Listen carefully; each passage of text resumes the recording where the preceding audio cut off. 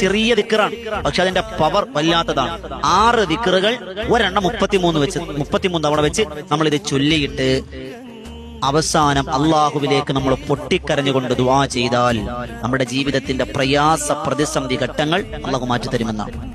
ആദ്യം നിയത്ത് വെക്കുക, പഠിച്ചവനെ എന്റെ ഏതൊരു ഉദ്ദേശമാണോ നമ്മുടെ മനസ്സിൽ വിദേശത്തുള്ളവരുണ്ട്, അങ്ങനെ എന്താഗ്രഹം ഉണ്ടെന്ന് ഞാൻ വിശദീകരിക്കുന്നില്ല, സമയം വളരെ കുറവാണ്. ഈ 6 ദിക്റുകളും അറിയാത്തവരാരും തന്നെ ഉണ്ടാവില്ല. നമുക്ക് എല്ലാവർക്കും അറിയാം. പക്ഷെ നമ്മളിത് പലപ്പോഴും പല സമയത്തും പല എണ്ണത്തിൽ 11 ചൊല്ലുന്നവർ, 10 ചൊല്ലുന്നവർ, 3 ചൊല്ലുന്നവർ, ഈ 33 എണ്ണം നമുക്കറിയില്ല ഇല്ലേ?